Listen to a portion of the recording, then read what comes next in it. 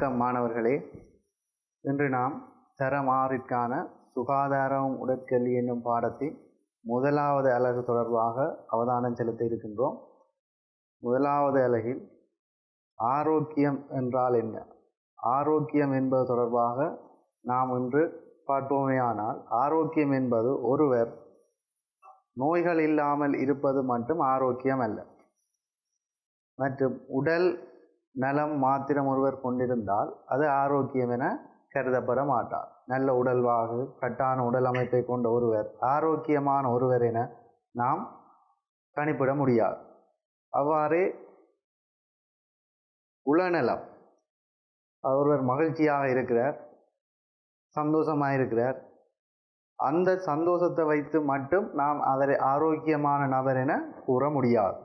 அவ்வாறு சமூக நலம் கொண்ட ஒருவர், அதாவது சட்டத்திட்டங்களை மதிக்கிற ஒரு நபர் சமூகத்தில் வாழ்ந்து கொண்டிருப்பாரானால் அவர் ஆரோக்கியமான ஒருவர் என கூற முடியாது. அவ்வாறே ஆன்மீக நலம், அதாவது இறை சிந்தனை, இறை வழிபாடு, நல்ல சிந்தனைகளை கொண்ட ஒரு நபர் சமூகத்தில் காணப்பட்டால் அவரை நாம் ஆரோக்கியமான ஆள் என கூற முடியாது. ஏனெனில் இவர்கள் ஒவ்வொருவரும் தனித்தனிய ஒவ்வொரு நிலைகளில் நன்னிலையில் இருக்கிறார்களே ஒழிய இந்த 4 நிலைகளையும் சேர்த்து இவர்கள் நல்ல நிலையில் இல்லை. அப்போ ஆரோக்கியம் என்பது தனிய நோய்கள் மட்டுமல்லாது உடல் உள சமூக ஆன்மீக நலன்களின் பரிபூரண நிலையைத்தான் நாங்கள் ஆரோக்கியம் என்று கூறுவோம்.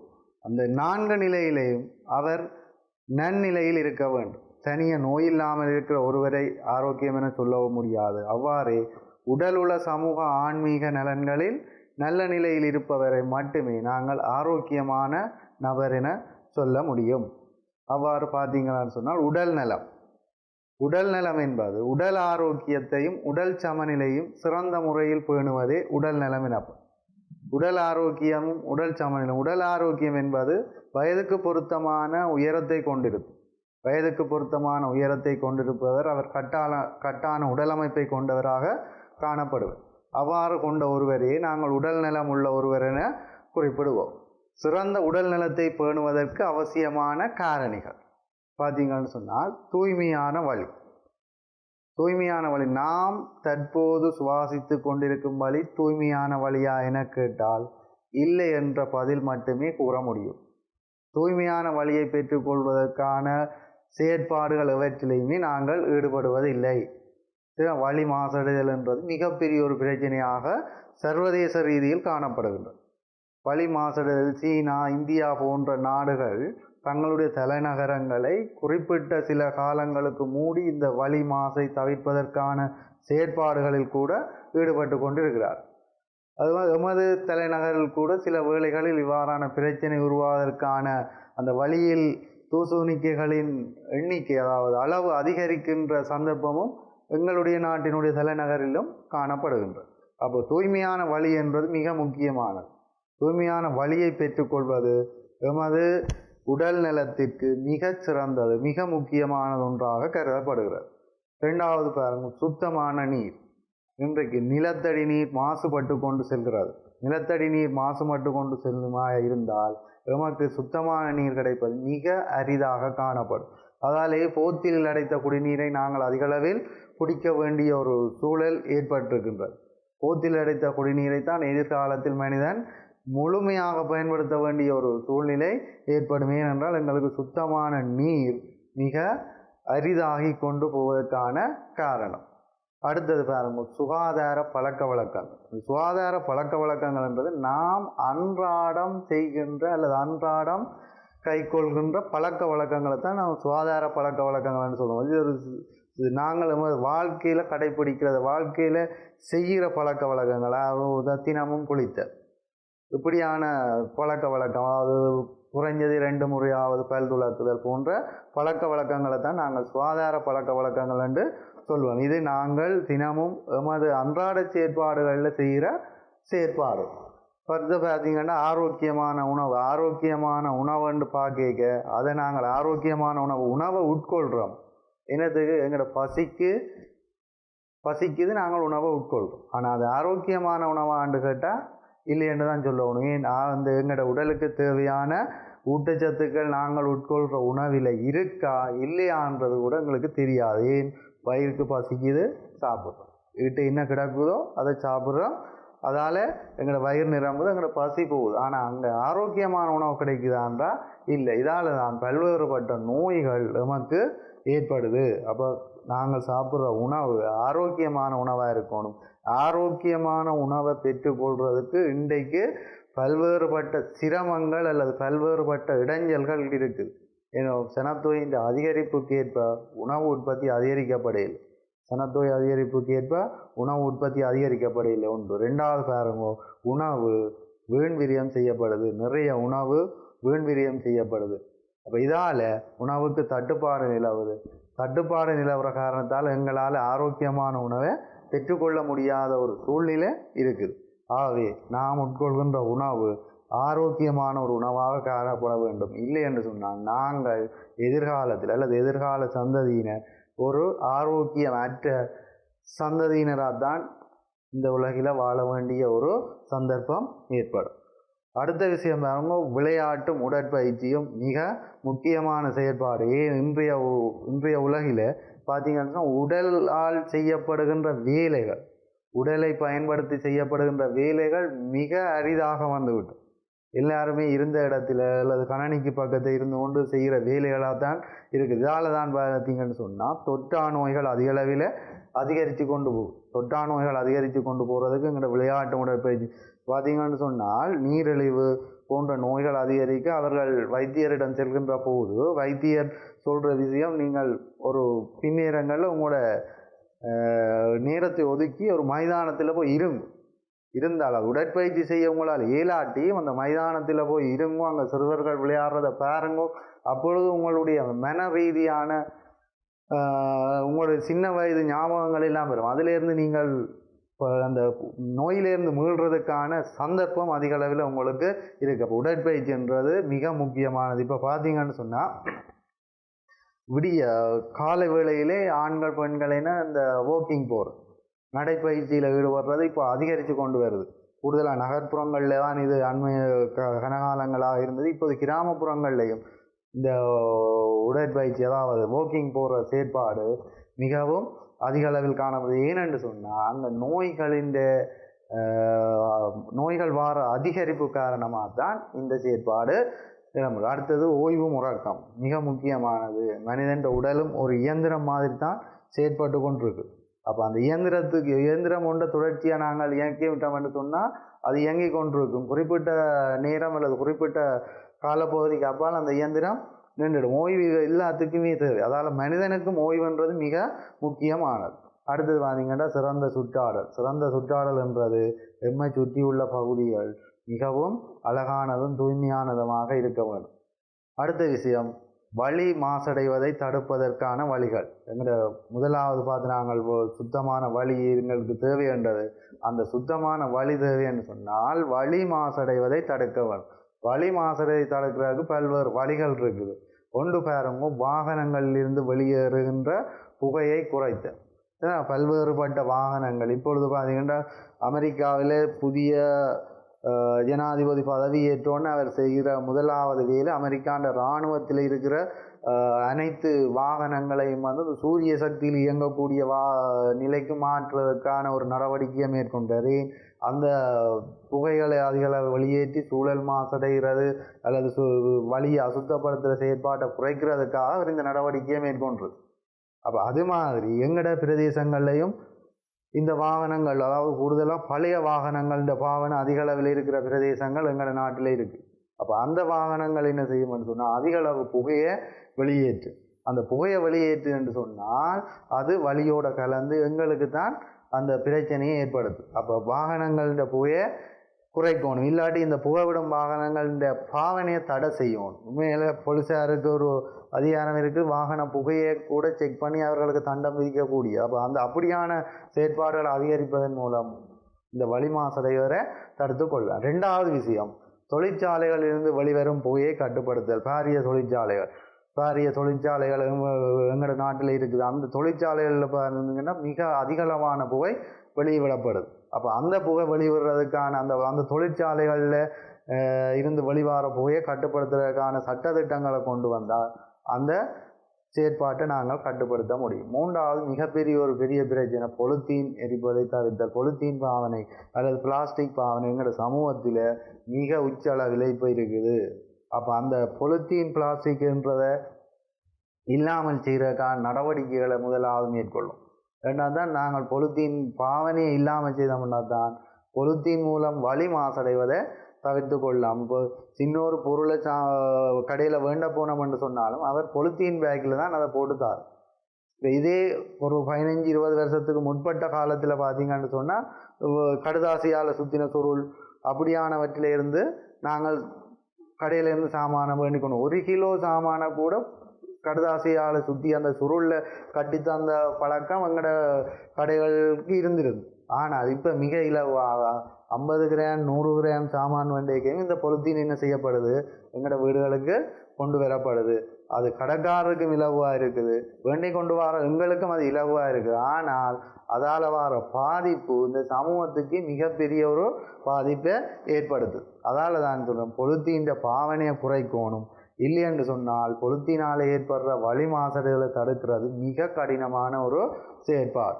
அடுத்த விஷயம் பாருங்க, கழிவு முகாமைத்துவத்தை நடைமுறைப்படுத்து. இந்த கழிவு முகாமைத்துவம் வந்து மிகப்பெரிய பிரச்சனை. இலங்கையில் இருக்கிற அனைத்து பிரதேசங்கள்லையும் இந்த பிரச்சனை இருக்குது. கழிவு முகாமைத்துவம், அந்த கழிவை எங்கே கொண்டே கொட்டுறது. எங்களுக்கு ஏன் இந்த பிரச்சனை ஏற்படுது என்று சொன்னால் கழிவை கொண்டே கொட்டுறமே ஒழிய அதை தரம் பிரித்து எடுக்கிறீர்கள். தரம் பிரித்து எடுத்தோம் என்று சொன்னால் அது அந்த கழிவு கொட்டின இடத்துல இருந்து வேறு இடத்துக்கு எடுத்து செல்லப்படும். அப்படி என்று சொன்னால் பேருந்து அடுத்த நாள் கழிவை கொண்டு அங்கே கொட்டலாம். இது அப்படி இல்லை, ஒன்றுக்கு மேலே உண்டா கொட்டி கொண்டு போயிருக்கு. அதுவும் அந்த இலங்கையில் கழிவு மேடு அந்த செறிஞ்சே பெரிய ஒரு விபத்து ஏற்பட்டது. அப்போ அதை தடுக்கிறதுக்கு என்ன சொல்லணும், கழிவு முகாமைத்துவம் கட்டாயம் நடைமுறைப்படுத்த வேண்டும். கழிவுகளை தரம் பிரித்து உரிய இடங்களுக்கு அனுப்பப்படுமா இருந்தால் கழிவு தேங்காது. அப்போ கழிவு முகாமைத்துவத்தை நடைமுறைப்படுத்துவதன் மூலம்தான் இந்த செயற்பாட்டை மிக இலவாக செய்து கொள்ள முடியும். அடுத்த விஷயம் பாருங்க, சுத்தமான நீர். அப்போ சுத்தமான நீர் என்றது பாடசாலை மாணவர்கள் நாள் ஒன்றுக்கு அன்னளவாக 1.5 லிட்டரிலிருந்து 2 லிட்டர் நீர் அருந்த வேண்டும். 1.5 லிட்டரிலிருந்து 2 லிட்டர் நீர் அருந்த வேண்டும். பாருங்க, நாம் குளிக்க உடைகளை சுத்தமானதாக நீரினை பயன்படுத்துகிறோம். எங்களுக்கு நீர் பல்வேறு தேவைகளுக்கு பயன்படுத்தப்படுது. இருந்த போதும் நன்னீர் என்றது மிக குறைவான அளவு தான் கிடக்குது. அந்த இருக்கின்ற நன்னீரும் என்ன செய்யுதுன்னு சொன்னால் மாசடைஞ்சு கொண்டு போகுது. ஆறால மாசடைஞ்சு கொண்டு போகுது, எங்கட செயற்பாடுகள், மனிதர்களின் செயற்பாடுகளால் தான் நீர் மாசடைஞ்சு கொண்டு போகுது. செயற்கை ரசாயன பசலைகளை பயன்படுத்துறது, ஆழ்துணைகளை அதிக அளவில் கின்றது, இப்படியான செயற்பாடுகள் மூலம் சுத்தமான நீர் கிடைக்கிறது மிகவும் ஒரு கஷ்டமான ஒரு நிலைக்கு நாங்கள் தள்ளப்பட்டிருக்கிறோம். அடுத்த விஷயம், நாம் கைக்கொள்ள வேண்டிய சுகாதார பழக்க வழக்கங்கள். சரிதானே, அன்றாடம் நாம் பல்வேறுபட்ட ஆரோக்கியமான பழக்க வழக்கங்களை கைப்பிடிக்கிறோம். அதில் சிறந்த பழக்க வழக்கங்களை கடைபிடிப்பதன் மூலம்தான் நாம் ஆரோக்கியமாக வாழ முடியும். அப்போ நாம் அன்றாடம் கைக்கொள்ளுன்ற சுகாதார பழக்க வழக்கங்களை பார்த்தீங்கன்னு சொன்னால் நாளொன்றிற்கு குறைந்தது 2 முறையாவது பல்துலக்கு. நாளொன்றிற்கு குறைந்தது 2 முறையாவது பல்துலக்குதல். அதாவது விடிய சாப்பிட்றதுக்கு முன்னரும், இரவு சாப்பிட்டா பிறகு தூங்க போகிறதுக்கு முன்னரும் நாங்கள் கட்டாயம் பல்துலக்க வேணும். சரிதானே, இப்போ இப்படியான குறைஞ்சது 2 முறையாவது பல்துலக்காட்டி எங்களுடைய பற்கள் தொடர்பான நோய்கள் அல்லது பற்சூத்தை போன்ற நோய்கள் அதிக அளவில் ஏற்படும். அப்போ கிருமிகள் பற்களுக்குள்ள இருந்து பல்வேறுபட்ட நோய்களை எங்களுக்கு ஏற்படுத்தும். ஆகவே குறைந்தது நாளொன்றுக்கு 2 முறையாவது பல்துலக்க வேண்டும். 2வது விஷயம் பாருங்க, மலசலங்கழித்த பின்னர் கைகளை சவர்க்காரமிட்டு கழுவுதல். இது எங்கள்கிட்ட இருக்கிற ஒரு பழக்கம். ஆனால் கனவேர் இதை கடைப்பிடிக்கிறது குறைவு. இதால் ஏற்படுற பிரச்சனைகள் எங்களுக்கு பல்வேறுபட்ட தொற்று நோய்களை உருவாக்குது. 3வது விஷயம், தினமும் குளித்தல். அனைவருமே தினமும் குளித்தல் என்ற செயற்பாட்டில் ஈடுபடுறோம். இருந்தாலும் அதை எங்களுக்கு கிடைக்கிற நீரின் அளவை பொறுத்து அல்லது நீரின் தன்மையை பொறுத்து நாம் தினமும் குளித்தல் செயற்பாட்டை கூடுதலாக பின்பற்றி கொண்டிருக்கிறோம். அதில் ஏற்படுற பிரச்சனைகள் என்னென்னு சொன்னால், எங்கள்கிட்ட இருக்கிற நீர் அசுத்தமான நீர் அதிக அளவில் காணப்பட்டு சொன்னால் சில இடங்களில் குளிக்கிறதுக்குரிய செயற்பாடு குறைவாக இருக்கும். நீரின் பற்றாக்குறை, வறட்சியான காலங்களில் நீர் பற்றாக்குறையாக காணப்படும். குடிக்கிறதுக்கே நீர் பற்றாக்குறையான சந்தர்ப்பம் இருக்குது.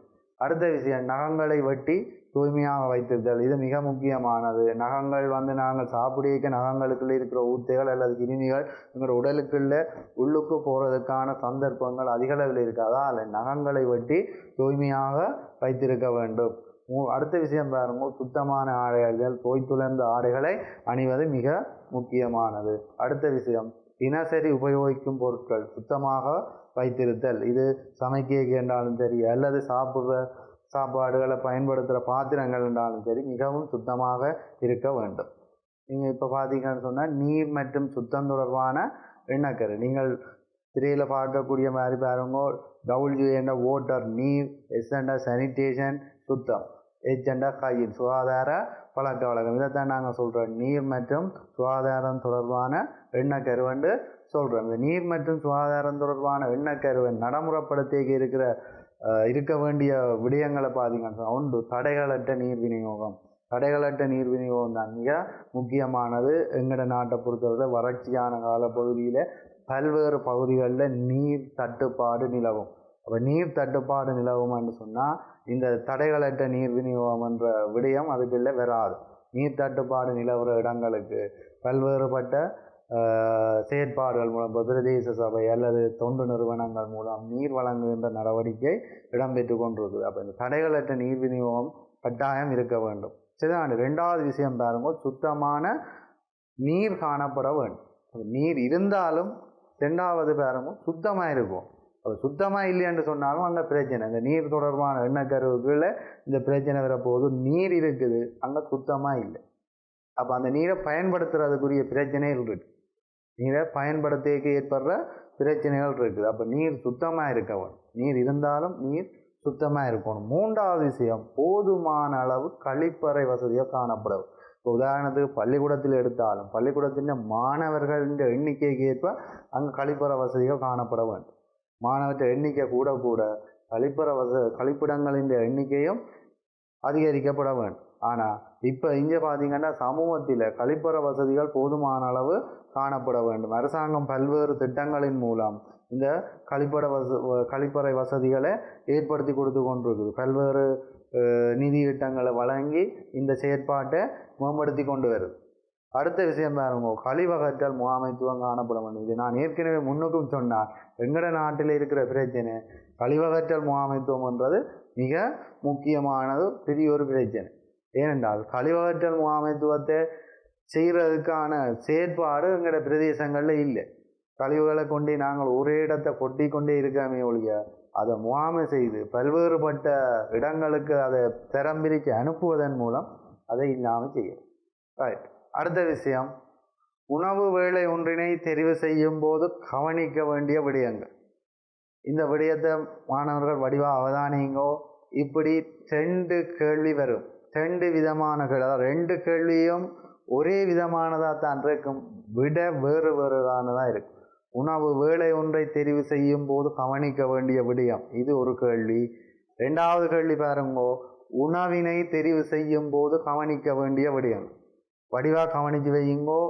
கேள்வியை பாருங்கோ, உணவு வேளை ஒன்றினை தெரிவு செய்யும் போது கவனிக்க வேண்டிய விடயம். 2வது உணவினை தெரிவு செய்யும் போது கவனிக்க வேண்டும். இப்படி 2 கேள்வி இருக்குது. ஆனால் கேள்வி வரைக்கும் நீங்கள் 2ஐயுமே ஒன்றா நினைக்கக்கூடாது. 2ம் ஒரே மாதிரி இருக்கும், ஆனால் வித்தியாசமாக இருக்கும் விடை. பாருங்க, வடிவாக பாருங்க. இங்கே கேள்வி என்ன சொல்லுதுன்னு சொன்னால் உணவு வேளை, அங்கே உணவை தெரிவு செய்தல். உணவு வேளை ஒன்றை தெரிவு செய்தல், உணவை தெரிவு செய்தல். இதில் கவனிக்க வேண்டிய விஷயம் என்னென்னு சொன்னால், உணவு வேளை ஒன்றை தெரிவு செய்தல் என்று சொல்லி வந்தது என்று சொன்னால் நீங்கள் யோசிப்போம், நாங்கள் வீட்டை உணவை சமைக்க போகிறோம். வீட்டை உணவை சமைக்க போகிறோம். சமைக்கிற என்று சொன்னால் அந்த சமைக்கிற நேரத்தில் உணவு எப்படி இருக்கும், எப்படியான உணவை தெரிவு செய்யும் என்றதான் இந்த விஷயம், என்றதான் இதில் காட்டப்பட்டிருக்கிற விஷயம். பாருங்க, வீட்டை சமைக்க எப்படியான உணவை நாங்கள் தெரிவு செய்ய போகிறோம்னா ஒன்று தூய்மையானதாக இருத்தல் வேண்டும். ஏன்னா பழுதுபட்டதாக இல்லாமல் தூய்மையான உணவாக இருக்கும். ரெண்டாவது விஷயம் நம்ம இயற்கையானதாக இருக்கும்.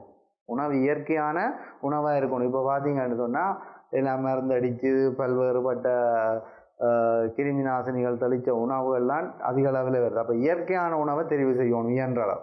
மூன்றாவது புதுசாக இருக்கும், புத்தம் புதுசாக இருக்கணும். பாருங்க, புதுசாக இப்போ எங்களோட பிரதேசங்களில் குளிர்சாதன பெட்டின்ற பயன்பாடு வந்ததோ அண்டையில் இருந்து நாங்கள் புதிய உணவுகளை சாப்பிட்றேன். ஏன் எல்லாத்தையும் முந்தி பார்த்தீங்கன்னு சொன்னால் வீட்டை இரவு உணவில் மிஞ்சுறதெல்லாம் என்ன நடக்கும்னு சொன்னால் எங்களோட மிருகங்கள் நாய் மாடு ஆட்டுக்கு போகும். இப்போ அது ஒன்றும் எங்கே போகிற அதைக்கும் போகிற குளிர்சாதன பெட்டிக்குள்ளே போகும்.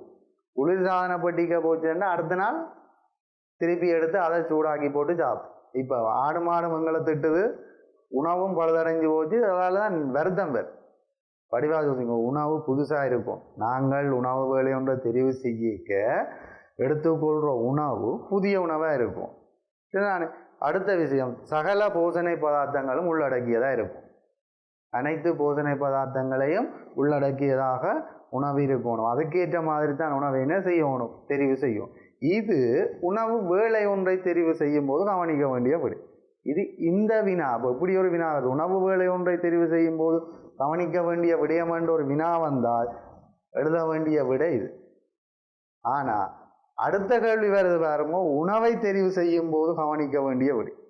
அப்படி என்று சொன்னால் உணவை தெரிவு செய்ததுன்னா நீங்கள் கடைக்கு போறீர்கள், சாமான் வேண்ட போறீங்க, அங்கே என்னத்தை பார்த்து உணவை தெரிவு செய்ய வேண்டாம் கேள்வி. உதாரணத்துக்கு பார்த்தீங்கன்னா அந்த உற்பத்தி தேதி, காலாவதி தேதி, விலை, தரம், நிறம், இப்படி அதில் உள்ளடக்கப்பட்டிருக்கிற விடயங்களை பார்த்து தெரிவு செய்கிறது தான் உணவை தெரிவு செய்யுது. அப்போ உணவு வேலை ஒன்றை தெரிவு செய்தல்னு சொன்னால் இதில் காட்டப்பட்டுள்ள விடயங்களை பாருங்கோ. உணவை தெரிவு செய்தல்னு சொன்னால் கடையில் போய் உணவு கொண்டப்போ ரெண்டுக்கும் வித்தியாசத்தை வடிவாக விளங்கும். சரிதானே? ரைட். அடுத்தது பாருங்க, விளையாட்டு மற்றும் உடற்பயிற்சி மூலம் கிடைக்கும் நன்மை. விளையாட்டு உடற்பயிற்சி மூலம் கிடைக்கும் நன்மைகள், இதால் நிறைய நன்மை கிடைக்குது. நாங்கள்லாம் அதை செய்யவே இல்லை. கூடுதலாக பார்த்தீங்கன்னா மாணவர்களுக்கு விளையாடுறதுக்கான சந்தர்ப்பங்கள் இப்போ பெற்றார்களாலேயே வழங்கப்படுவதில். ஏன்? அவர்கள் வீட்டில் இருந்து ஃபோனை பார்த்து ஃபோனில் இருக்கிற கேமை விளையாடி கொண்டிருக்கிறார்கள். உடற்செயற்பாடுகள் இல்லை. இதால் பல்வேறுபட்ட பிரச்சனைகளை சிறு வயதிலேயே கண்ணாடி அணிகிற பிரச்சனை இருக்குது. ஏன்? ஃபோனை பார்க்குறதால ஏற்படுற அதிகளவு பிரச்சனை காரணமாக சின்ன வயதிலே அதை என்ன செய்யணும், கண்ணாடி அணிய வேண்டிய ஒரு சூழ்நிலைக்கு தள்ளப்படி. இதுதான். இப்போ விளையாட்டு உடற்பயிற்சி மூலம் கிடைக்கும் நன்மைகளை பார்த்தீங்கன்னு சொன்னால் ஒன்று, என்புகளும் தசைகளும் பலமடையும். என்புகளும் தசைகளும் பலமடையும். ரெண்டாவது விஷயம் பாருங்க, உறுதி சுற்றோட்டம் சீராக இடம்பெறும். ஏன்னா பார்த்தீங்கன்னு சொன்னால் தெரியும், விளையாட்டில் ஈடுபடைக்க தசைக்கலங்கள் வேகமாக இயங்கி கொண்டிருக்கும். விளையாட்டில் ஈடுபடைக்க தசைக்கலங்கள் வேகமாக இயங்கி கொண்டிருக்கும். தசைக்கலங்கள் வேகமாக இயங்குறதுக்கு தேவையான சக்தியை யார் கொண்டு போகிறார்? குருதி தான் கொண்டு போகிறார். அப்போ குருதியும் என்ன செய்யும்? வேகமாக ஓடிக்கொண்டிருக்கும். வேகமாக ஓடுறதால சுற்றோட்டம் சீராக இடம்பெறும். பார்த்தீங்கன்னு சொன்னால் குருதி சுற்றோட்டம் சீராக இடம்பெறுமாக இருந்தால் எங்களோட உடல் அனைத்து பகுதிகளுக்கும் போஷணை பதார்த்தங்கள் கொண்டு செல்லப்படும் குருதி மூலம். அடுத்த விஷயம் பாருங்க, விளையாட்டு திறன்கள் விருத்தி அடையும். விளையாட்டில் ஈடுபடுறவர்களுக்கு விளையாட்டு திறன்கள் விருத்தி அடைய வேண்டியது மிக முக்கியமானது. அப்போ தொடர்ந்து என்ன செய்யணும்? பயிற்சி செய்யணும். அதன் மூலம்தான் விளையாட்டு திறன்கள் விருத்தி அடையும். மூன்றாவது விஷயம், உடல் நிறை கட்டுப்படுத்தப்படும். மிக முக்கியமான விஷயம். இப்போ பார்த்தீங்கன்னு சொன்னால் எல்லாரும் என்ன செய்கிறோம்? வீட்டை இருந்து சாப்பிட்றோம், கதிரையில் இருந்து வேலை செய்கிறோம், ஒரு உடற்செயற்பாடும் இல்லை. அப்போ என்ன நடக்குது? ஆள் போக்கு முதல் இது முன்னுக்கு போய்கொண்டு இருக்கு. அப்போ என்ன நடக்கும்? உடல் நிறை கட்டுப்படுத்தியில்லாத அளவுக்கு போய்கொண்டு இருக்கு. அப்போ உடல் நிறை கட்டுப்படுத்தியில்லாத அளவுக்கு போய்கொண்டு இருக்கும் என்று சொன்னால் எங்களுக்கு தொற்றா நோய்கள் மிக வேகமாக வந்து சேரும். அப்போ இதை குறைக்கிறதுக்கு என்ன செய்யணும்? விளையாட்டு உடற்பயிற்சி மிகவும் முக்கியமானது. பாருங்க, நாளொன்றிற்கு குறைந்தது 30 தொடக்கம் 60 நிமிடம் உடற்பயிற்சி செய்யும். குறைந்தது நாளொன்றிற்கு 30 தொடக்கம் 60 நிமிடம் உடற்பயிற்சி செய்யணும். இல்லையென்று சொன்னால் நாங்கள் மேற்பட்ட உடல் ரீதியான பிரச்சனைகளை அல்லது நோய் நிலைமைகளை எதிர்நோக்க வேண்டியவர்களாக காணப்படும். மிக முக்கியமாக இந்த உடற்பயிற்சி என்றது நீங்கள் 6ஆம் ஆண்டு மாணவர்கள் இந்த பெற்றோர்கள் அவதானித்து கொண்டிருப்பீங்க. நீங்கள் தான் மாணவர்களை என்ன செய்யணும், உடற்செயற்பாடுகள் உடல் ரீதியான செயற்பாடுகளை செய்கிறதுக்காக மாணவர்களை ஈடுபடுத்த வேணும். தனியாக புத்தகத்தோடையோ அல்லது ஃபோனோடையோ அல்லது கணனியோடையோ மாணவர்களை ஈடுபடுத்தாமல் இதில் இருந்து மாணவர்களை வெளியில் கொண்டு வந்து அவர்களுடைய விளையாட்டு உடற்பயிற்சியின் மூலம் உடல் மட்டும் விருத்தியாகிறதில்லை, உடல் திறன்கள் மட்டும் விருத்தியாகிறதில்லை, உலகம் அல்லது எங்களோட எண்ணங்கள் சிந்தனைகள் எல்லாமே மிக அதிக அளவில் இதால் பயன்பெறக்கூடிய ஒரு செயற்பாடு இருக்குது. அப்போ தயவு செய்து மாணவர்களை என்ன செய்யணும், உடற்பயிற்சியில் ஈடுபட அல்லது விளையாட்டுக்களில் ஈடுபட தூண்டணும். அதில் பாடசாலைகளில் பார்த்தீங்கன்னு சொன்னால் சுற்றறிக்கைகள் இருக்குது, ஒரு மாணவன் கட்டாயம் ஏதாவது ஒரு விளையாட்டில் ஈடுபட வேணும். இது சுற்றறிக்கையாகவே இருக்குதொழிய நடைமுறையில் இல்லை. பாடசாலைகள்லையும் அதை நடைமுறைப்படுத்துறது மிக குறைந்த அளவிலேயே காணப்படும். அப்போ நீங்கள் மாணவர்களும் பெற்றோர்களும் கட்டாயம் என்ன செய்யணும், உடற்பயிற்சி விளையாட்டில் ஈடுபடுறதுக்கு மாணவர்களை தூண்ட வரும். அடுத்த விஷயம் பாருங்க, ஓய்வும் உறக்கம். சிறந்த ஓய்வு எதுன்னு சொன்னால் உறக்கம்தான் சிறந்த ஓய்வு. நித்திரை கொள்வது தான் சிறந்த ஓய்வு. ஏன் நித்திரை கொள்ளைக்கு தானுங்கிற உடலின் பெரும்பாலான பாகங்கள் ஓய்வில் இருக்கு. அப்போ ஏன் ஓய்வில் இருக்கணும், தொடர்ச்சியாக இயங்கி கொண்டிருக்கிறங்கிற உடல் அல்லது உடற்கலங்கள் என்ன செய்யணும், ஓய்வுக்கு வரணும். ஏன் அங்கே பழுதடைந்த கலங்கள் தெய்வடைந்த கலங்கள் புதுப்பிக்கிறதுக்காக நாங்கள் எங்களோட செயற்பாட்டை ஓய்வுக்கு கொண்டு வர வேணும். அப்போ பாருங்க, ஒரு பிள்ளை நாளொன்றுக்கு 8 தொடக்கம் 10 மணித்தியாலம் உறங்குவது மிக அவசியமானது. சரிதானே? இப்போ பெற்றோர்கள் யோசிப்பியல், இப்போ இந்த COVID-19 காலத்தில் பிள்ளைகளுக்கு பள்ளிக்கூடமும் இல்லை, டியூஷனும் இல்லை, இவை கூடுதலான நேரம் உறங்கினோம் சேர்ந்து என்ன இதில் பிரச்சனைன்னு சொல்லி. ஆனால் அப்படி இல்லை, கட்டாயம் பிள்ளை என்ன செய்யணும், 8 தொடக்கம் 10 மணித்தியாலம் ஒரு பிள்ளை கட்டாயம் உறங்க வேணும். உறங்கினால்தான் அவர் சிறந்த அடுத்த நாள் செயற்பாடுகளில் சிறப்பாக ஈடுபடுறதுக்கு அல்லது அவருடைய கலங்கள் அல்லது தேய்வடைந்த கலங்கள் மீளவும் புதுப்பிக்கப்படுறதுக்கு மிக இன்றியமையாததாக காணப்படும். சரிதானே? பாருங்க, சிறந்த ஓய்வு மூலம் கிடைக்கும் நன்மைகள், தேய்வடைந்த கலங்கள் புதுப்பிக்கப்படல்.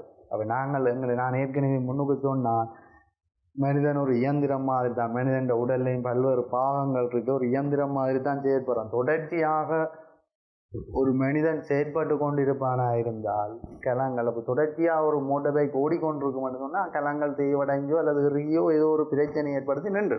அதே மாதிரி தான் மனிதனுடைய செயற்பாடு. மனிதன் செயற்பட்டு கொண்டு போய்க்க கலங்கள் தேய்வடையும் அல்லது பழுதடையும். அப்போ இப்படியான கலங்களை மீள உருவாக்குறதுக்கு ஓய்வு மிக முக்கியமானது. 2வது, மன அழுத்தம் குறையும். பாருங்க, எங்களுக்கு இருக்கிற மிகப்பெரிய ஒரு பிரச்சனை மன அழுத்தம். இது பல்வேறுபட்ட காரணங்களால் ஏற்படுது. அப்போ ஓய்வெடுக்கிறதன் மூலம் இந்த செயற்பாட்டையும் நாங்கள் மன அழுத்தத்தை குறைத்து கொள்கிற செயற்பாட்டையும் வரலாம். அடுத்த விஷயம், அடுத்த நாள் செயற்பாடு சிறப்பாக அமையும். நாளைக்கு நல்லா நாங்கள் வேலை செய்யணும், நாளைக்கு எங்களோட உடல்நிலை நல்லா இருக்கணும்னு சொன்னால் இன்றைக்கு கட்டாயம் உங்களுக்கு ஓய்வு வேணும். அதை பாருங்க, இரவு 10-11 மணி மட்டும் வேலை செய்கிற ஆட்கள் அடுத்த நாள் விடிய 8 மணிக்கு வேலைக்கு வந்தினோம்னா நித்திரை தூங்கின மாதிரி தான் இருக்கு. ஏன்? அவருக்கு முதல் நாள் ஓய்வு காணாது, அதால தான் அவர் என்ன செய்கிறார், இதை அடுத்த நாள் செயற்பாட்டை சரியாக செய்கிறதுக்கு இல்லாமல் நிற்கிறார். சரியோ? ரைட். அப்போ ஓய்வும் உறக்கமும் மிக முக்கியமானது. குறிப்பாக தரமானவர்கள் கவனியுங்கோ, ஓய்வு முறக்கம் என்பது மிக முக்கியமானது. அடுத்த விஷயம் பாருங்க, சிறந்த சுற்றாடலின் இலட்சணங்கள். எங்களுக்கு தெரியும், எங்களை சுற்றி உள்ள இடங்களை தான் நாங்கள் சுற்றாடல் என்று சொல்கிறோம். சுற்றாடலில் தூய்மையான வழி வரணும், பிரகாசமான ஒளி இருக்கணும், நல்ல மரஞ்செடி கொடிகள் இருக்கணும், சிறந்த சுற்றுப்புற சூழல் இருக்கும். சரிதான்? இது இருக்குமென்று சொன்னால் சுற்றாடல் சிறந்ததாக காணப்பட்டால் மனிதன் ஆரோக்கியமும் சிறந்ததாக காணப்படும். அப்போ ஏன் இதை சொல்கிற வேண்டாம், எங்களுக்கு இது இல்லை. இப்போ எல்லாம் சுற்றாடலில் உள்ள மரஞ்செடி கொடிகளை எல்லாம் அழிக்கிறதால என்ன நடக்குது, வெப்பம் அதிகரிக்குது, மழை வீழ்ச்சி குறையுது. சரிதான்? அப்போ இப்படியான பல்வேறுபட்ட பிரச்சனைகள் காணப்படுது. காடழிப்பு, காட்டுத்தீ போன்ற செயற்பாடுகளால் சுற்றாடல் அல்லது மரஞ்செடி கொடிகள் அழிகிற செயற்பாடு அதிக அளவில் இடம்பெறுது. அப்போ சிறந்த சுற்றாடல் இலட்சணங்களாக நாங்கள் சொல்கிறோம், தூய்மையான வழி, பிரகாசமான ஒளி, நல்ல மரஞ்செடி கொடிகள், சிறந்த சுற்றுப்புற சூழல். வடிவாக கவனிக்கணும். இந்த இந்த செயற்பாடுகளின் மூலம் நாங்கள் சுற்றாடலை சிறந்ததாக்க முடியும். அடுத்த விஷயம், ஒருவரது உடல் நலத்தை தீர்மானிக்கும் காரணிகள். படிவா பாருங்க, உடல் நலம், ஒருவரது உடல் நலத்தை தீர்மானிக்கிற காரணிகளில் மிக முக்கியமானது போசனை மட்டம். போசனை மட்டம் என்றுன்னா நாங்கள் சாப்பிட்ற உணவு, இதுதான் போசனை மட்டம். நாங்கள் சாப்பிட்ற உணவைத்தான் நாங்கள் என்னென்னு சொல்கிறோம், போசனை மட்டம். ரெண்டாவது விஷயம் உடற்தகமை. ரெண்டாவது விஷயம் பாருங்க, என்னது, உடற்தகமை. உடற்தகமை என்றா எங்களோட உடல் தகமை உள்ள உடலா, அதாவது ஒரு வேலையை செய்கிறதுக்கான தகமையை இந்த உடல் கொண்டிருக்கா, அதுதான் உடல். சரிதான். மூன்றாவது விஷயம் நோய் எதிர்ப்பு சக்தி. ஏன்னா இப்போ தற்கால சூழலில் அதிக பேசுபொருளாக இருக்கிறது நோய் எதிர்ப்பு சக்தியை அதிகரிங்க. ஏன், COVID-19 COVID-19 வைரஸை எதிர்க்கக்கூடிய செயற்பாடு நோய் எதிர்ப்பு சக்தியில் தான் இருக்குது. அவ ஒவ்வொரு தனிநபர்களும் தங்களுடைய நோய் எதிர்ப்பு சக்தியை அதிகரிங்கன்ற ஒரு பிரச்சனையை சுகாதாரத்துறை சார்ந்தவர்கள் அடிக்கடி சொல்லி கொண்டு வரும். மூன்றாவது அழகிய தோற்றம். அழகிய தோற்றம் என்பது நல்ல உடல் நலத்தின் மூலம் அல்லது நல்ல உணவுகளை உட்கொள்வதன் மூலம் ஏற்படும் அழகிய தோற்றம். நாலாவது அடுத்த விஷயம் பாருங்க, சுறுசுறுப்பு. அப்போ இந்தளவு தான் ஒருவரது உடல் நலத்தை தீர்மானிக்கின்ற காரணிகளாக காணப்படும். சரியோ, ரைட். இப்போ பாருங்க, போசனை மட்டம் என்பது, போசனை மட்டம் என்றா என்ன? ஒவ்வொரு தனிநபரும் போசனை நிலைமை போசனை மட்டம் எனப்படும். போசனை நிலைமை என்றா ஒவ்வொரு ஆளும் சாப்பிட்ற அளவு, ஒவ்வொருவரும் சாப்பிட்ற அளவை தான் நாங்கள் போசனை மட்டம் எனப்போம். நாங்கள் ஆளுக்கால் சாப்பிட்ற அளவு என்ன செய்யும், வேறுபடும். ஒரு ஆள் கூட சாப்பிடலாம், ஒரு ஆள் குறைய சாப்பிடலாம். அப்போ உங்களுக்கே தெரியும், உங்களுக்கு பக்கத்தில் இருக்கிறார் அல்லது உங்களோட வகுப்பில் 30 மாணவர்கள் இருக்கிறாங்க, 30 பேரும் ஒரே அளவு சாப்பிட மாட்டோம். அப்போ 30 பேர்த்த போசனை மட்டம் எப்படி இருக்கும், வேறுபட்டதாக காணப்படும். 30 பேர்த்த போசனை மட்டமும் வேறையாக காணப்படும். ஏன், ஒவ்வொருத்தரும் ஒவ்வொரு அளவை சாப்பிட போகும். வடிவமான பிள்ளைகள் கவனித்து கொள்ளுங்க, போசனை மட்டம்ன்றது ஒவ்வொருத்தருக்கும் ஒவ்வொரு நிலையில் காணப்படும்.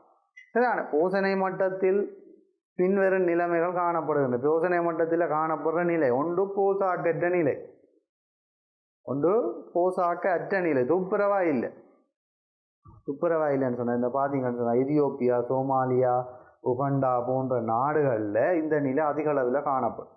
உலக சுகாதார ஸ்தாபனம் இப்படி பல்வேறுபட்ட நாடுகளை அடையாளப்படுத்தி இருக்குது. அங்கே பிறக்கின்ற குழந்தைகள் அல்லது அங்கே இருக்கிற சிறுவர்கள் போசாக்கற்ற நிலையில் இருக்கணும் என்று சொல்லி அவர்களுக்கான போசாக்கை வழங்குவதற்கான நிதியை உலக நாடுகளில் இருந்து உலக சுகாதார ஸ்தாபனம் கேட்டிருக்கு. ஏன், அவர்களுடைய போசனை மட்டத்தை அதிகரிக்கிறதுக்கான செயற்பாடு. அடுத்த விஷயம் பாருங்க, மந்த போசனை.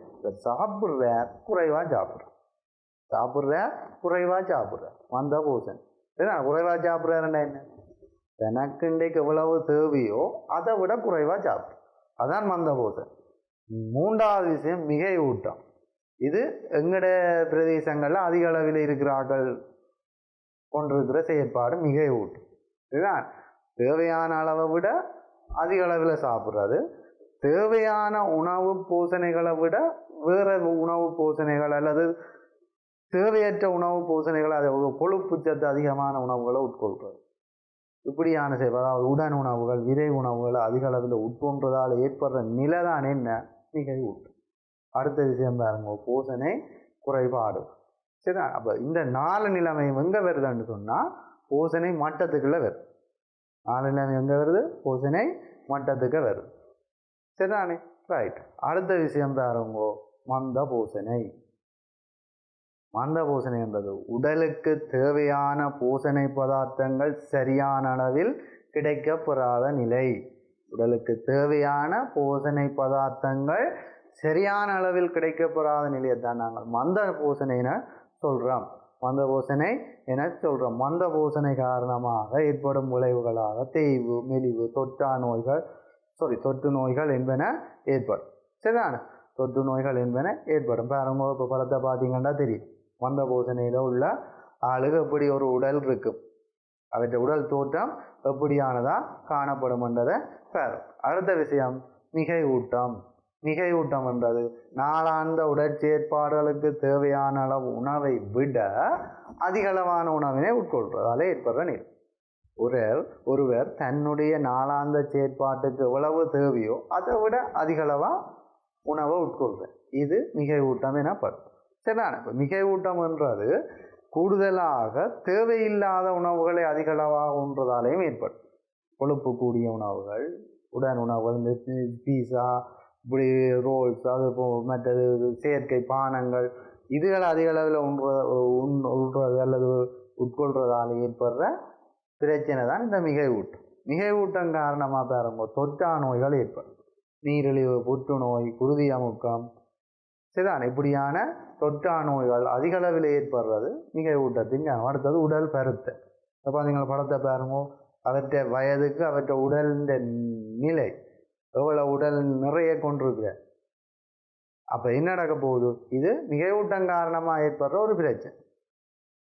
சரிதான், ரைட். அடுத்த விஷயம், போசண மட்டத்தை அளவிடுவதற்கான அம்சங்கள். ஒருவர் அது போசணை மட்டம் சரியா இருக்கா, அவர் சரியா சாப்பிட்றாரா, தனக்கு தேவையான அளவு உணவு உட்கொள்றாரா, அதால அவற்றை உடல் வளர்ச்சி சரியா இருக்கா என்றதை அளவிடுவதற்கான அம்சங்களா நாங்கள் சொல்றோம் உண்டு உயரம். அப்போ உயரம்னு சொன்னால் அவர் தன் வயதுக்கு பொருத்தமான உயரத்தை கொண்டிருக்கிறாரா. 10 வயதில் இருக்கிறவரால் இவ்வளவு உயரத்தையும், 25 வயதில் இருக்கிறார் ஒரு இவ்வளவு உயரத்தையும் கொண்டிருந்தால் அது வயதுக்கு பொருத்தமான உயரம் இல்லை. அப்போ முதலாவது விஷயம் உயரம். ரெண்டாவது பாருங்க உடற்திணிவு சுட்டி. உடற்திணிவு சுட்டி என்ன அவங்களுக்கு தெரியும், நாங்கள் அடுத்த விஷயத்தில் பார்க்க போகிறோம். BMI உடற்திணிவு சுட்டி, அதாவது ஒருவற்ற உடல் நலம் சீராக இருக்குதான்றதை பார்க்குறோம். ஒருவற்ற உடல்நலம் சீராக இருக்கிறதான்றதை கணிக்கிறது தான் நாங்கள் என்னென்னு சொல்கிறோம், உடற்திணிவு சுட்டி என்று சொல்கிறோம். அடுத்த விஷயம் இடுப்பு சுற்றளவு. இடுப்பு சுற்றளவு மிக முக்கியமானது. உடல் பறந்து கொண்டு போகுதுன்றதை எங்கே கண்டுபிடிப்போம் என்றால் இடுப்பு சுற்றளவில் கண்டுபிடிக்கலாம் மிக இலகுவா. எங்களுக்கே தெரியும், நாங்கள் போட்ட உடுப்புகள் எங்களுக்கு அளவில்லாமல் போச்சுது, இன்னும் பெரிய அளவில் அந்த உடுப்பின் சைஸ் அதிகரிக்குதுன்னு சொன்னால் எங்களுக்கு தெரியும் நாங்கள் மிகை ஊட்டத்துக்குள்ளே வந்துட்டோம், எங்களுக்கு உடல் பருத்து கொண்டு போகுதுன்ற ஒரு நிலைமைக்கு நாங்கள் டக்கண்டு எங்களாலே யோசிக்கணும். ஒன்றும் அழக கிழக்க தேவையில்லை, நாங்கள் எங்களோட உடுப்புகளின் சைஸை வச்சு கொண்டே சொல்லலாம் அவங்களுக்கு மிக ஊட்ட நிலை இருக்குதா அல்லது உடல் பருத்து இருக்காங்க. சரிதான். அப்போ இந்த 3 விஷயம் என்ன செய்யுது, போசணை மட்டத்தை அளவிடுவதற்கான அம்சங்களாக காணப்படுது. உடற்திணிவு சுட்டி. சரிதானே? உடற்திணிவு சுட்டி என்றால் என்ன, ஒருவரிடம் உயரத்திற்கு ஏற்ற திணிவு காணப்படுகின்றதா என்பதனை அளக்கும் சுட்டியே உடற்திணிவு சுட்டியாகும். ஒரு ஆள் உயரத்துக்கு ஏற்ற நிறைய கொண்டிருக்கிறாரா என்றதை அளந்து பார்க்கறது தான் உடற்திணிவு சுட்டியா. சரி, அந்த உடற்திணிவு சுட்டி அளவுறதுக்கு என்னென்னது, உயரமும் திணிவும். உடற்திணிவு சுட்டி அளவுறதுக்கு என்ன வேணும், உயரம் வேணும், திணிவு வேணும். சரிதானே? அப்போ பாருங்க உடற்திணிவு சுட்டி சமன்பாடு. உடற்திணிவு சுட்டி உங்களுக்கு பள்ளிக்கூடங்கள்லேயே இந்த உடற்திணிவு சுட்டி அளந்துருப்பீங்க. உங்களுக்கு டீச்சர் என்ன செய்திருப்பா, அவங்களோட உயரத்தையும் நிறையம் எடுத்து உடற்திணிவு சுட்டி பெருமானத்தை குறித்து வச்சிருப்பா. அவங்களுக்கு இந்த பொது சுகாதார பரிசோதனை எல்லாம் அந்த கேட்பார், இந்த பள்ளியாண்ட உடற்திணிவு சுட்டி பெருமானத்தை தாங்க ஏன் கேட்பார், உங்களோட உடல் நிறை சரியாக இருக்கா, அவங்களோட உயரம் சரியாக இருக்கா, அவங்களோட உயரத்துக்கு ஏற்ற நிறைய நீங்கள் கொண்டிருக்கிறீங்களா, இல்லாட்டி அதற்கான ஆலோசனைகள் என்னன்றதை உங்களுக்கு சொல்லுவீங்க. அப்போ உடற்திணிவு சுட்டி சமன்பாடுன்றது வடிவாக்கம் நீங்கள் உடற்திணிவு சுட்டி சமன்பாடு பாருங்க, உடற்திணிவு சுட்டி சமன் திணிவின் கீழ் உயரம் தர உயரம். உடற்திணிவு சுட்டி சமன் திணிவின் கீழ் உயரம் தர உயரம். அப்போ உடற்திணிவு சுட்டி சமன்பாடு இப்படி தான். அப்போ உடற்திணிவு சுட்டி எங்கள்கிட்ட இருக்கிற நிறையையும் உயரத்தையும் எடுத்து சரிதானே இப்படி சமன்பாட்டில் போட்டு எடுக்க ஒரு விடை கொண்டு வரும். அதுதான் உடற்திணிவு சுட்டி பெருமான். நிறையையும் உயரத்தையும் எடுத்து சமன்பாடில் போட்டு வகுத்து கொண்டு விரைக்க வார விடதான் உடற்திணிவு சுட்டி பெருமானம். சரிதானே? ரைட். அடுத்த விஷயம் பாருங்க, உடற்திணிவு சுட்டி அட்டவணையில் காட்டப்பட்டுள்ள நிறங்கள் குறித்து நிற்பது.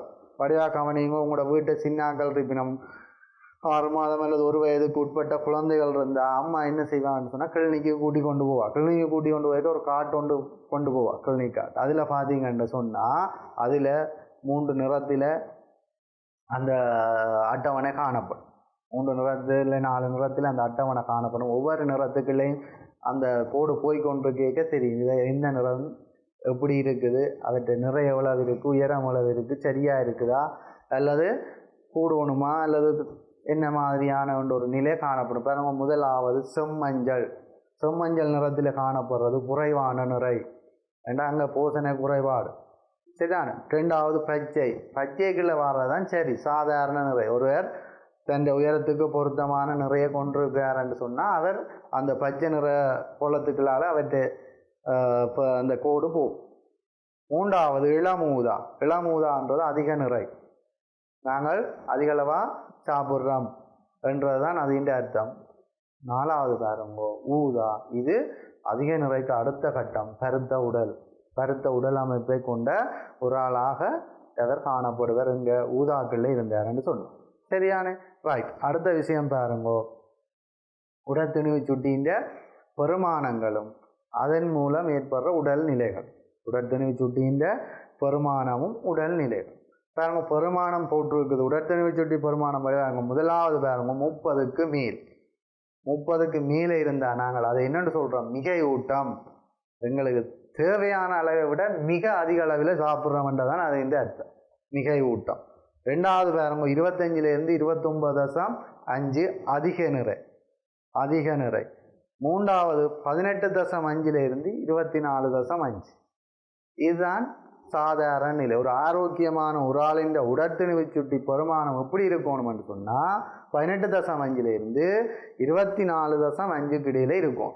இதுதான் ஆரோக்கியமான ஒரு ஆளின் உடற்தெளிவு சுட்டி பெருமானம். இப்போ நீங்கள் இதை குறித்து வைங்க, 18.5லேருந்து 25க்குள்ள உடற்தெளிவு சுட்டி பெருமானம் இருக்குமன்றதை ஞாபகப்படுத்தி வச்சிருங்க. ஆரோக்கியமான ஒரு ஆளுடைய உடற்தெளிவு சுட்டி பெருமானம் 18.5லேருந்து 25க்குள்ள இருக்குமன்றதை ஞாபகப்படுத்தி வச்சிங்கண்டா, அதுக்கு கூடினால் மிகையூட்டம் என்றதையும் குறையூட்டம் என்றதையும் நாங்கள் ஈஸியாக கண்டுபிடிக்கலாம். அதுக்கு மேலே 2 வருது, அதிக நிறையும் மிகையூட்டம் வருது. ரெண்டாலையும் ஏற்படுற பாதிப்புகள் கிட்டத்தட்ட ஒன்று தான். உடல் பருத்து போகிறது, தொற்றா நோய்கள் ஏற்படுறது மேலே இருக்குது, மிகையூட்டத்துக்கு ஏற்படுற விளைவு. அப்போ கீழே மெலிவு 18.5க்கு கீழே இருந்ததுன்னா மெலிவு. நாங்கள் சாப்பிட்ற அளவு மிக குறைவான நிலையில் இருக்குது, போசணையான உணவுகளை நாங்கள் உட்கொள்ளையில் என்றதான் அது இந்த அர்த்தம். அப்போ இதை பார்த்தீங்கன்னு சொன்னால், அப்போ மிகையூட்ட நிலையில் உள்ளதில் அதிக நிறையில் உள்ளாக்களை என்ன செய்யணும், அதை அதிக அளவில் உடற்பயிற்சி செய்யணும். உண்ணுற அளவை, அதாவது கொழுப்பு சத்து அடங்கிய உணவுகளை உண்ணுற அளவை குறைக்கணும். அதே மாதிரி தான் குறையூட்டத்தில் உள்ள ஆக்கள் போசனை உள்ள உணவுகளை அதிக அளவில் உட்கொள்ளணும், உடற்பயிற்சி செய்யணும், யோகாசனம் தியானம் போன்ற செயற்பாடுகளில் ஈடுபடணும். சரிதானே. அப்போ இதுதான் ஒரு ஆளுடைய உடற்திணிவு சுட்டி பெருமானம். வடிவாக கவனித்து வச்சுருங்க. உடற்திணிவு சுட்டி பெருமானம் என்றது 18.5லேருந்து 25க்குள்ளே இருக்கிறத ஞாபகம் வச்சுருந்தீங்கன்னு சொன்னால் அது உங்களுக்கு இலவாக இதில் வர சந்தேகங்களை தீர்க்கும். அதுக்கு மேலே போனால் என்ன, கீழே வந்தால் என்னன்றதை நீங்கள் இலகுவாக அவதானித்து கொள்ளும். சரியோ. அடுத்த விஷயம் பாருங்க, இடுப்பு சுற்றளவு. சரிதானே. இடுப்பு சுற்றளவு சமன்பாடை பாருங்க. ரைட். இடுப்பளவு சமன் இடுப்பு சுற்றளவின் கீழ் உயரம். சரிதான். இடுப்பு சுற்றளவின் கீழ் உயரம். இடுப்பு அளவின் பெருமானம் நாங்கள் இப்படி இந்த சமன்பாட்டில் போட்டு இடுப்பு சுற்றளவை உயரத்தால் வகுத்து வார பெருமானம் இருக்குதானே, அந்த பெருமானம் 0.5க்கு குறைவானதாக காணப்பட வேண்டும்.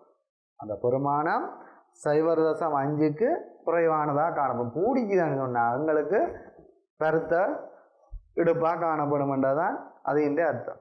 சரிதான். ஏன் முந்தைய பாருங்கன்னு சொன்னால், இந்த இடுப்பளவை நாங்கள் முந்தி கவனிக்கிறது இல்லையே. எங்களோட உடற்செயற்பாடு அதிக அளவில் இருந்தாலும் இடுப்பு அது தண்டவாளில் இருக்கும். பெண்களுக்கு முந்தைய காலங்களில் இந்த மில்லிடையாள் என்ற ஒரு பேரே இருந்தது. ஏன், அவர்கள் அந்த அதிகளவான உடற்செயற்பாடு, இப்போ உரலில் மா இடிக்கிறது, அம்மியில் அரைக்கிறது, ஆட்டுக்கள் அப்படியான வேலைகளில் ஈடுபடுறதால இந்த இட மிகவும் மெல்லியதாக காணப்படும்ன்றதால மெல்லிடையாளன்னு சொல்கிறது. இப்போ அந்த நிலைமை மாறுபட்டு நாங்கள் இடுப்பு சுற்றளவை கணிக்க வேண்டிய ஒரு நிலைக்குள்ள வந்துட்டு, இடுப்பு சுற்றளவின் பெருமானம் 0.5க்கு குறைவானதாக காணப்படும் என்று சொன்னால் இந்த இடுப்பளவு சரியாக இருக்கான்றதான். கூடிச்சுன்னு சொன்னால் உடல் கருத்து கொண்டு போகுதுன்றதான் அது இந்த முடியும். சரிதானே. அப்போ வடிவாக்காம நீங்கோ இடுப்பளவின் பெருமானம் 0.5க்கு குறைவாக காணப்பட வேண்டும். சரியோ. பாருங்க, இடுப்பளவு இப்படி அளக்கப்படுதுன்ட்டு இடுப்பு சுற்றளவு எடுத்து உயரத்தால் பகுத்து விடுறது தான் நாங்கள் என்னென்னு சொல்கிறோம், இடுப்பு சுற்றளவு சமன்பாட்டில் பார்த்துருவோம். அடுத்தது பாருங்க, உடற்தகமை. சரிதானே. உடற்தகமை ஒருவரது உடல் வேலையை செய்யக்கூடிய ஆற்றலை கொண்டிருக்கா என்றது தான் நாங்கள் என்ன செய்கிறோம், உடற்தகமை தகமை உள்ள உடலா என்றது தான் பார்க்க. அன்றாட செயற்பாடுகளை சிறப்பாக மேற்கொள்வதற்காக எம்மிடம் இருக்கும் ஆற்றலே உடற்தகமை ஆகும். சரிதான், அன்றாட செயற்பாடுகளை செய்வதற்கான ஆற்றல் எங்கள்கிட்ட இருக்கும் என்று சொன்னால் நாங்கள் அதை என்னென்னு சொல்கிறோம், உடற்தகமை என்று சொல்கிறோம்.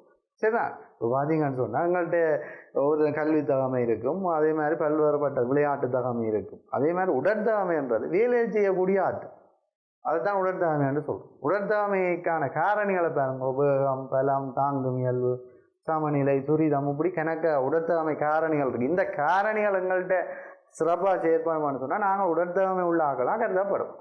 சரிதான், அப்போ பாருங்க, உடற்தகமை என்பது அன்றாட செயற்பாடுகளை சிறப்பாக ஆற்றுவதற்கு எங்கள்கிட்ட இருக்கிற ஆற்றல் அல்லது வேலைகளை செய்கிறதுக்கான ஆற்றல்.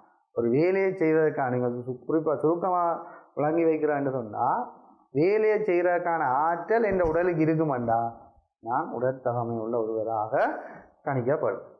சரிதானே பிள்ளைகளை கவனிங்கோ. அடுத்த விஷயம் பாருங்கோ, உடற்சமநிலை.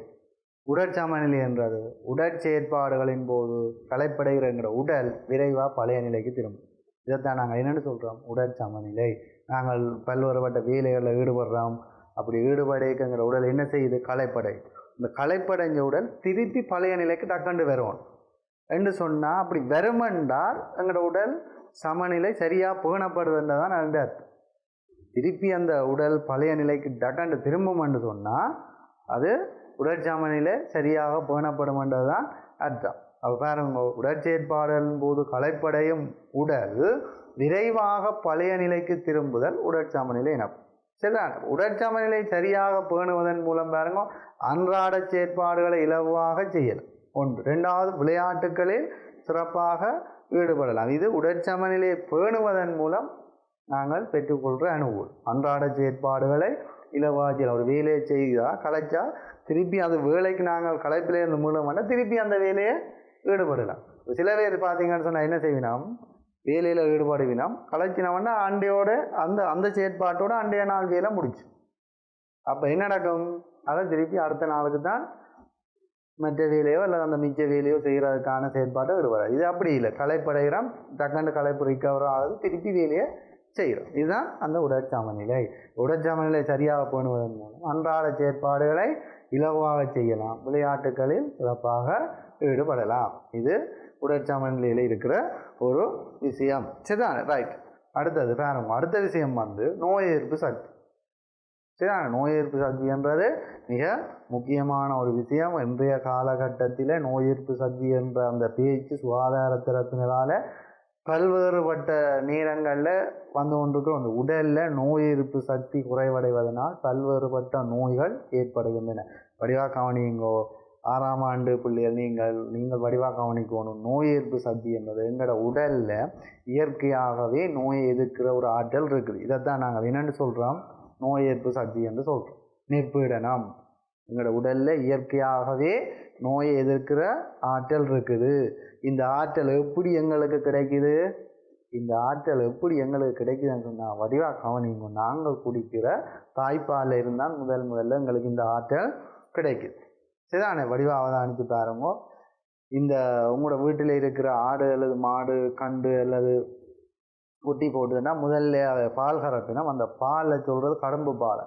அதை கட்டியில் நாங்கள் காய்ச்சினோம்னு சொன்னால் தண்ணியாக வராது, இறுகி ஒரு திண்மமான நிலையில் தான் வரும். என்ன காரணம்னு சொன்னால் அதில் இருக்கிற அந்த நோய் எதிர்ப்பு சக்தியின் தன்மை தான் அது இந்த காரணம். அப்போ அதே மாதிரி பாருங்க, முன்னுக்கு அந்த கண்டு குடிக்கிறதுக்குன்னு சொல்லி குறிப்பிட்ட நாட்களுக்கு அந்த பாலை கறக்காம விடுவி நம்பிட்டு. ஏன், அந்த கண்டுக்கும் அதன் மூலம் அந்த நோய் எதிர்ப்பு சக்தி கிடைக்கணும்ன்றது. அதே மாதிரி தான் நாங்களும் என்ன செய்கிறோம், எங்களோட தாய்ப்பால் மூலம்தான் எங்களுக்கு அதிகளவு நோய் எதிர்ப்பு சக்தி கிடைக்குது. அதற்கு பிறகு நாங்கள் சாப்பிட்ற உணவுகள் மூலம் அந்த நோய் எதிர்ப்பு சக்தி எங்களுக்கு கிடைக்குது. அப்போ ஆரம்பத்தில் எப்படி கிடைக்குது, நாங்கள் குடிக்கிற தாய்ப்பால் மூலம்தான் நோய் எதிர்ப்பு சக்தி கிடைக்குது. பார்த்தீங்கன்னு சொன்னால் இப்போ ஏற்பட்டிருக்கிற இந்த நோய் நிலைமையை இல்லாமல் செய்கிறது, COVID-19 வைரஸை இல்லாமல் செய்கிறதுக்கு ஒவ்வொரு தனிநபரும் என்ன செய்யணும்னா நோய் எதிர்ப்பு சக்தி அதிக அளவில் கொண்டிருக்கணும்னு சொல்லி சுகாதார தரப்பு அடிக்கடி சொல்லி கொண்டு வருது. நோய் எதிர்ப்பு சக்தி ஏற்படுத்துறதுக்கான உணவுகளை அதிக அளவில் உட்கொள்வோம் என்று சொல்லிக்கணும். இப்போ பார்த்தீங்கன்னு சொன்னால் வெளிநாடுகள்ல எல்லாம் இப்போ அதிக அளவில் பயன்படுத்தப்படுற உணவு பெரிய பெரிய ரெஸ்டாரண்ட்ஸ் பெரிய உணவகங்கள் எல்லாம் பயன்படுத்தப்படுற உணவு என்னென்றால் நோய் எதிர்ப்பு சக்திக்கான இந்த நாங்கள் தவிர்த்து வந்த நாங்கள் தேவையில்லை என்று விட்ட ஒரு உணவை தான் அவை அங்கே பயன்படுத்தினோம். அதிக அளவு விலையையும் கொடுத்து என்னது பழஞ்சோட்டு தண்ணி இதில் தான் அதிக அளவு நோய் எதிர்ப்பு சக்தி இருக்கிறதா வைத்தியர்கள் சொல்லினோம். இந்த உணவின் பழைய தண்ணியில இருந்து அதிக அளவு நோய் எதிர்ப்பு சக்தியை நாங்கள் பெற்றுக்கொள்ளணும். இது வெளிநாட்டில் இப்போ அதிக அளவு விலையை கொடுத்து வேண்டி சாப்பாட்டுக்காக பயன்படுத்தினவர் உணவுக்காக உட்கொள்ளினோம். அப்போ நாங்கள் எங்கள்கிட்ட இருக்கிறத என்ன செய்கிறோம் அதை வேண்டாம் என்று தள்ளி வைக்கிறோம். சரிதான். அப்போ பாருங்க நோய் எதிர்ப்பு சக்தி குறைவடைவதனால் பல்வேறுபட்ட நோய்கள் நமக்கு ஏற்படுகின்றன. பாருங்க நோய் எதிர்ப்பு சக்தியை நாங்கள் அதிகரிக்கணும் என்று சொன்னால் எங்கள்கிட்ட என்ன இருக்கணும் சிறந்த போஷணை மட்டம் இருக்கணும். நல்ல உணவுகளை சாப்பிடணும், ஆரோக்கியமான உணவுகளை சாப்பிடணும். இது சிறந்த போஷணை மட்டம் என்று சொல்கிறோம். அடுத்த விஷயம் நல்ல சுகாதார பழக்க வழக்கம். ரெண்டாவது விஷயம் பாருங்க நல்ல சுகாதார பழக்க வழக்கங்கள் சுத்தம் சுய சுத்தம் நல்ல ஒழுக்கமான தோய் துளைந்த ஆடைகள் நல்ல பழக்க வழக்கங்கள் நாங்கள் கொண்டிருக்கோம். மூன்றாவது ஒழுங்கான உடற்பயிற்சி. ஒழுங்கான உடற்பயிற்சி என்றால் நாங்கள் ஏற்கனவே முன்னு பார்த்துருக்கிறோம். நாள் ஒன்றிற்கு 60 நிமிடம் உடற்பயிற்சி செய்யணும் என்று பார்த்துருக்கோம். ரைட். அடுத்த விஷயம் பாருங்கோ உளநலம். இவ்வளவு நேரமும் நாங்கள் பார்த்த விஷயத்தை பிள்ளைகள் கடிவாக கவனிங்கோ. உடல் நலம் சம்பந்தப்பட்ட விடயங்களை தான் பார்த்தினாங்க. உடல் நலத்துக்குள்ள என்னென்ன வரும், உடல் நலத்துக்குள்ள வார விடயங்கள் என்னென்ன, உடல் நலத்தை எவ்வாறு அளவிடலாம், அப்படியான விடயங்களை பார்த்தினாங்க. இப்போ பார்க்க போகிறோம் உளநலம். உளம் சார்ந்த விடயங்கள். உளநலம் என்றா என்ன என்று பார்க்கணும். சரிதான். அன்றாட வாழ்வில் எமக்கு ஏற்படும் சவால்களை வெற்றிகரமாக எதிர்கொண்டு சமூகத்தில் சிறப்பாக வாழ்வது உளநலம் என. சவால்கள் என்ன உங்களுக்கு தெரியும். நமக்கு ஏற்படுற பிரச்சனைகளை தான் நாங்கள் என்ன செய்கிறோம் சவால்கள் என்று சொல்கிறோம். சரி, நமக்கு ஏற்படுற பிரச்சனைகளை தான் நாங்கள் சவால்கள் என்று சொல்கிறோம். அப்போ சவால்கள் எங்களுக்கு நித்திரையிலேருந்து எழும்பினையிலேருந்து திருப்பி நித்திரை கொள்ளும் மட்டும் பல்வேறுபட்ட பிரச்சனைகள் ஏற்படும். அதை வெற்றிகரமாக எதிர்கொள்கிறதுக்கு எங்கள்கிட்ட சிறந்த உளநலம். அப்போ சிறந்த உளநலம் இருந்தால் இந்த சவால்களை என்ன செய்யலாம் வெற்றிகரமாக எதிர்கொண்டு வாழ்க்கையில் சிறப்பாக வாழலாம். சரிதானே. அப்போ உளநலத்தை பேணுவதற்கான பழக்க வழக்கங்கள். உளநலத்தை பேணுவதற்கான பழக்க வழக்கங்கள் பாருங்க உண்டு. முதலாவது விஷயத்தை பாருங்க விளையாட்டு செயற்பாடுகளில் ஈடுபடும். அங்கே உடல் நலத்திலையும் பார்த்தினாங்க, இங்கே உளநலத்திலையும் பார்க்குறோம் விளையாட்டு செயற்பாடு. அப்போ விளையாட்டு செயற்பாடுன்றது தயவு செய்து பெற்றோர்களே வடிவ அவதானியமோ. விளையாட்டு செயற்பாடுகள்ன்றது தனியாக உடல் நலம் சார்ந்தது மட்டுமில்லை, மாணவர்கள் அல்லது பிள்ளைகள் அல்லது அனைவரும் உளநலத்திலையும் தாக்கம் செலுத்துகிற ஒரு விஷயம். அடுத்த விஷயம் தான் ஆக்க செயற்பாடுகளில் ஈடுபடுறது. ஆக்க செயற்பாடுன்னு சொன்னால் புத்தாக்கங்களில் ஈடுபடுறது, மாணவர்கள் இந்த படைப்பாற்றல்கள் ஒவ்வொரு ஆற்றல்களையும் வெளியில் கொண்டு வருவதற்கான செயற்பாடுகளை தான் நாங்கள் என்னென்னு சொல்கிறோம் ஆக்க செயற்பாடு. மூன்றாவது விஷயம் பொழுதுபோக்கு செயற்பாடுகள் ஈடுபடுறது. இதுதான் மிக மிக மிக மிக முக்கியமான பிரச்சனை. எங்கள்கிட்ட இப்போ பொழுதுபோக்கு செயற்பாடுகள் மிக அருகி போச்சுது. அருகி போச்சுன்னு சொன்னால் பொழுதுபோக்குவதற்கான நேரத்தில் நாங்கள் தேவையில்லாத விஷயங்களை செய்கிறோம். என்ன செய்கிறோம் ஒன்று அதிக அளவில் தொலைபேசி பாவனை. சின்ன பிள்ளைகளில் இருந்து பெரிய ஆட்கள் மட்டும் தொலைபேசியை அதிக நேரம் பயன்படுத்துவது. ரெண்டாவது பார்த்தீங்கன்னு சொன்னால் இந்த நாடகங்களை பார்க்குறது. இதுகள் என்ன எங்களோட பொழுதுபோக்கு செயற்பாடுகளை வேறு ஒரு வழிக்கு அல்லது வேறு ஒரு திசைக்கு கொண்டு போகும். இதால் எங்களுக்கு பல்வேறுபட்ட மன அழுத்தங்கள் அல்லது உடல் ரீதியான பிரச்சனைகள் ஏற்படுறதுக்கான சந்தர்ப்பம் அதிக அளவில் இருக்குது. அப்போ எங்களோட பொழுதுபோக்கு செயற்பாடு மிக இன்றியமையாது. அதை சரியாக என்ன செய்யணும் கொண்டு வரணும். அதாவது பார்த்தீங்கன்னு சொன்னால் வீட்டு தோட்டம் நல்லது, இந்த புத்தகம் வாசித்தல் போன்ற செயற்பாடுகள் எங்களுக்கு அந்த நல்ல பொழுதுபோக்கு செயற்பாடாக இருக்கும். அடுத்த விஷயம் நேர முகாமைத்துவத்தை பேணுதல். இது எங்களால் செய்ய முடியாத ஒரு விஷயம், ஆனால் செய்யணும். செய்தோம்னு சொன்னால் எங்களோட வாழ்க்கை மிக சிறப்பானதாக, எங்களோட வாழ்க்கை அந்த பாதை மிகச் சிறப்பானதாக அமையும். நேர முகாமைத்துவம் உரிய காலத்துக்கு உரிய செயல்களை செய்தோம்னு சொன்னால் எந்த ஒரு இடைஞ்சல்களும் வராது. அடுத்தது அறிவுரைகளை ஏற்றுக்கொள்ளல். இதுவும் எங்களால் மேற்கொள்ள முடியாது, ஆனால் செய்ய பழகிக்கொள்ளணும் அறிவுரைகளை ஏற்றுக்கொள்ளல். அடுத்த விஷயம் பாருங்கோ உளநலம் உள்ள ஒருவரிடம் காணப்படுகின்ற சிறப்பம்சம். உளநலம் உள்ள ஒருவரிடம் அது ஒரு ஆளுன்ற உள்ளம் சரியாக இருக்குமாண்டா அல்லது அவர்கிட்ட உள்ள நல்ல நிலையில் இருக்குமான்னு சொன்னால் அவர் என்ன மாதிரியான ஆற்றலை அல்லது பண்புகளை கொண்டிருப்பார்ன்றதான் இந்த ஒன்று சுய கட்டுப்பாடு. சுய கட்டுப்பாடு இருந்தாலே கணக்க பிரச்சனைக்கு தீர்வு வந்துடும். ஏன்னா சுய கட்டுப்பாடு இருந்தாலே கணக்க பிரச்சனைக்கு தீர்வு வந்துடும். மனத்தை அலைவாய விடக்கூடாது. சுய கட்டுப்பாடு இருக்கும். ரெண்டாவது விஷயம் பாருங்க, சரியான தீர்மானம் எடுத்தல். இது மிக முக்கியமானது. தீர்மானம் எடுக்கிறது மிக முக்கியமானது. சரியான நேரத்தில் சரியான தீர்மானத்தை எடுப்போம். சரிதான வடிவாக நீங்கள் சின்னாக்கள் இப்போவே இந்த செயற்பாடுகளை பழகி கொள்ளுங்க. சரியான தீர்மானம் எடுத்தல். சரியான தீர்மானம் எடுத்தல் இருக்கிற பிரச்சனை வழியாக பாருங்க.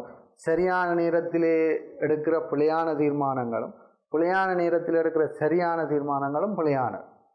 சரியான நேரத்தில் எடுக்கிற பிழையான தீர்மானங்களும் பிழையான நேரத்தில் எடுக்கிற சரியான தீர்மானங்களும் பிழையானவே. அப்போ சரியான நேரத்தில் சரியான தீர்மானங்களை எடுக்கும். அடுத்த விஷயம், பிரச்சனைகளை தீர்க்கும் ஆற்றல்.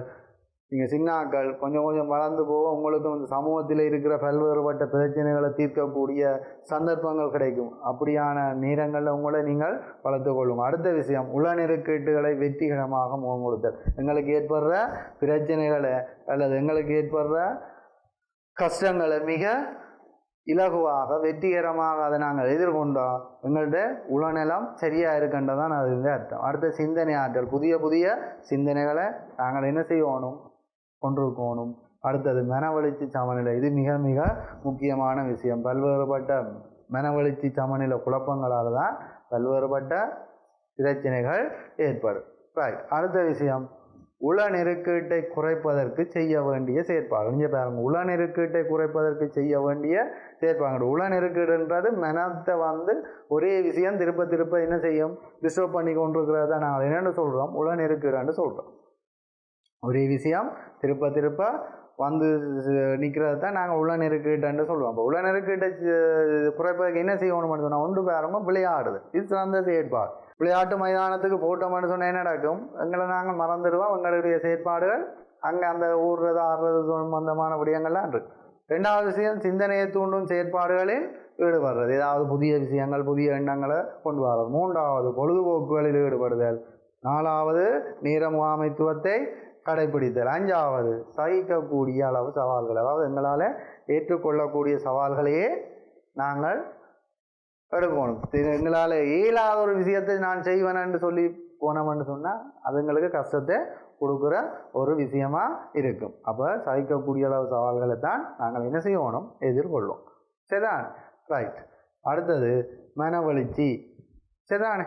மனவளர்ச்சி என்றது ஒரு செயற்பாட்டின் போது அல்லது ஒரு செயற்பாட்டின் பிற்பாடு மன ரீதியாக நாங்கள் வெளிப்படுத்துகின்ற உணர்வுகள். ஒரு செயற்பாடு, உதாரணத்துக்கு எனக்கு ஒரு அடி விழுகுதுன்னு சொன்னால் இந்த அடி விழுந்த பிறகு நான் என்ன செய்வேன், கோபம் என்ற ஒரு உணர்வை வெளிப்படுத்தணும். இதைத்தான் என்னென்னு சொல்கிறோம், மனவளர்ச்சி. சரி. இப்படி என்ன செய்யணும், ஒவ்வொரு செயற்பாடு அல்லது செயற்பாடு முடிஞ்ச அப்புறம் எங்களோட மனம் பல்வேறுபட்ட உணர்வுகளை வெளிப்படுது. அந்த வெளிப்படுத்துறதை நாங்கள் என்னென்னு சொல்கிறோம், மனவளர்ச்சின்னு சொல்கிறோம். சரி. இந்த மனவளர்ச்சி எப்படி இருக்கும்னு சொன்னால் சாதகமானதாயும் இருக்கும், பாதகமானதாயும் இருக்கும். சாதகமான மனவளர்ச்சி என்ன, மகிழ்ச்சி, கருணை, இரக்கம், அனுதாபம் போன்றவை சாதகமான மனவளர்ச்சி. சரிதான். இதில் பாதகமான மனவளர்ச்சி கோபம், சினம், பொறாமை, துக்கம், பயம், இதுகளெல்லாம் பாதகமான மனவளர்ச்சிகள். மனவளர்ச்சியின் ரெண்டு வகையும் ஒவ்வொரு மனிதனுக்கும் ஏற்படும். சரிதானே. அப்போ அடுத்த விஷயம் பாருங்க, தீய மனவளர்ச்சி ஏற்படும் சந்தர்ப்பங்களில் அதனை தவிர்ப்பதற்கான செயற்பாடுகள். ஒன்று, அதற்கு காரணமான சந்தர்ப்பத்தை தவிர்த்து. ஏன்னா ஒரு இடத்துக்கு போனால் அங்கே பிரச்சனை வருமானு தெரிஞ்சால் அந்த இடத்துக்கு போகிறது அந்த பிரச்சனையை தவிர்ப்பதற்கான ஒரு வழி. சரிதான். அப்போ அதற்கு காரணமான சந்தர்ப்பத்தை இல்லாமல் செய்யுது. ரெண்டாவது விஷயம் பாருங்க, மனதை வேறு செயற்பாடுகளுக்கு மாற்றுது.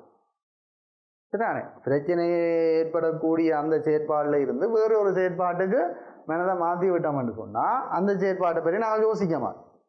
சரி. மூன்றாவது, 1 to 10 வரை எண்ணுதல். டக்குன்னு 1 to 10 வரை எண்ண இந்த மனம் கேட்கும், உனக்கு என்ன விசரோ, ஏன் 1 to 10 வரை எண்ண. திருப்பி நான் சொல்லுவேன், என்ன எனக்கு கோபம் வந்துட்டுது அல்லது வேறு ஒரு பாதகமான மனவளர்ச்சி வந்துட்டு, அதனால் அதை மாற்றுறதுக்காக தான் இதை எண்ணுறேன்னு சொல்லி அப்போ அந்த செயற்பாடுலேருந்து விடுபடுறதுக்கான ஒரு உத்தி.